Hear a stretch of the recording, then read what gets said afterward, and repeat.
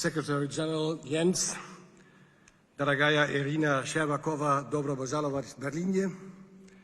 Sigmar, ladies and gentlemen, it is not an easy task to speak after such a distinguished historian, human rights advocate, and Nobel Peace Prize winner, and before the Secretary General of the North Atlantic Treaty Organization and recipient of this year Eric M. Warburg Award.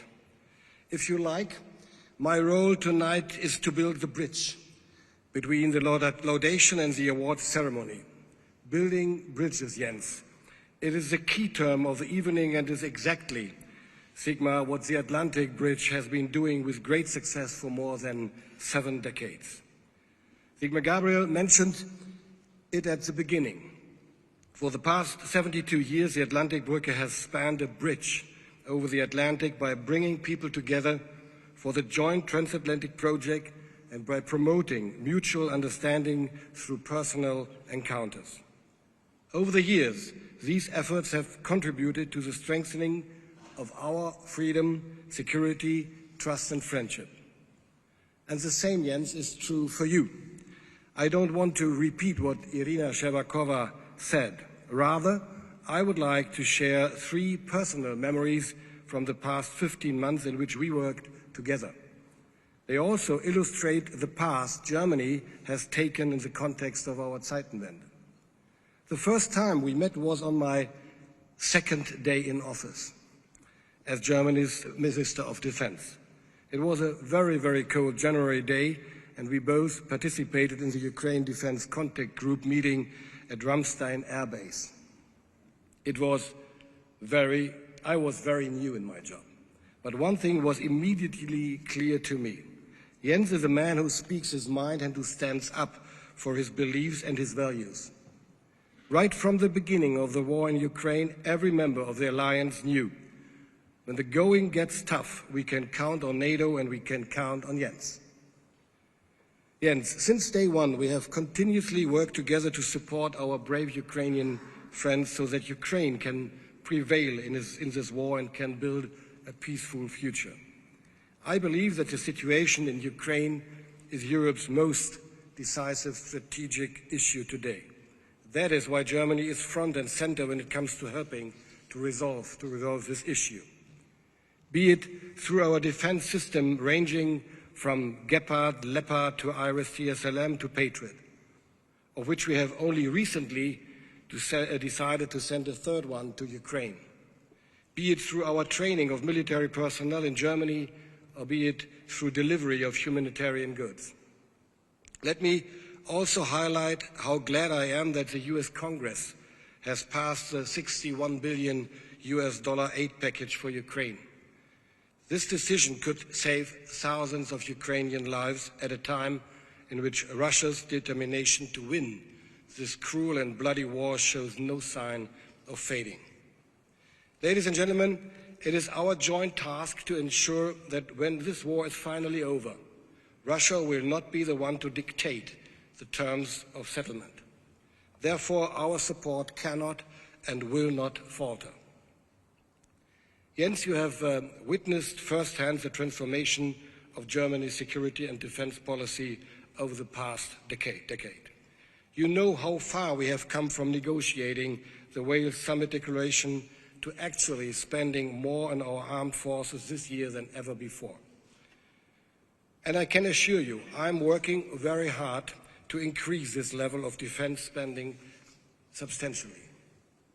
We had to face up to a new reality, a reality in which we have a free and democratic Europe on one side and an authoritarian and warmongering Russia on the other. You accompanied Germany in this process and you played a role in encouraging us to grow up fast in security terms, to take more courageous steps and to demonstrate leadership, which you did. That brings me to the 2nd memory I would like to share tonight. It took place in Lithuania of last year in June when we attended the NATO exercise Griffin Storm. I would argue our decision to permanently deploy a combat-ready brigade to Lithuania is one of the most visible signs that Germany has indeed grown up when it comes to security policy. The decision is a big and costly step for Germany, and it is a lighthouse project of the Zeitenwende, a strong message that for us, national defense equals collective defense. The security of our allies is our security. Their freedom is our freedom, and we stand firm and ready to jointly defend both. Together with our allies, we are sending a strong message to Putin. If any Russian soldier puts his boot on Allied territory, we will defend every inch of it. You were, if I remember correctly, taken somewhat by surprise by my decision. Nevertheless, you were immediately by my side and supported us all the way. I will always remember that. Ladies and gentlemen, I promised to share 3 memories, so I will use my 3rd story to build a bridge between 2019 and the coming summer.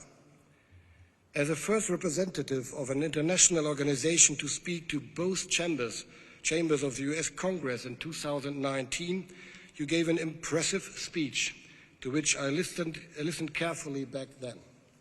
I want to quote one paragraph which, in my view, captures the essence of the transatlantic partnership very well. Europe and North America are not separated by the Atlantic Ocean. We are united by it. And just like the Atlantic, NATO unites our continents, our nations, and our people. It has done so for 70 years. And today, we must do everything in our power to maintain that unity for future generations. Because come what may, we are stronger and safer when we stand together. When I travel to the United States and meet with my US colleague Lloyd Austin and other senior policy makers in Washington, D.C. and New York in less than 2 weeks from now, this will be one of my messages. All of us in Free Europe are grateful for the US security umbrella over the past 75 years. Germany is a proud and committed member of the alliance in the heart of Europe. Both sides of the Atlantic have always benefited from this close partnership. It remains central to our security, and we do and will not take it for granted. That is why we are working hard to make the European contribution to transatlantic burden sharing more relevant. Ladies and gentlemen, Jens, without you, the alliance would not be what it is today. Together with you, we have increased the group of NATO members by 4 countries. We have strengthened our military posture from the Baltic Sea to the Black Sea. And together we have proven that the West is anything but weak. The West stands strong. At the upcoming NATO summit, we will demonstrate that we are stronger and more united than ever before. The NATO summit in Washington, D.C. will be historic in many ways. Not only will it be the NATO's 75th anniversary and your last summit as Secretary General, but also the summit to underline our determination to keep our alliance strong and united.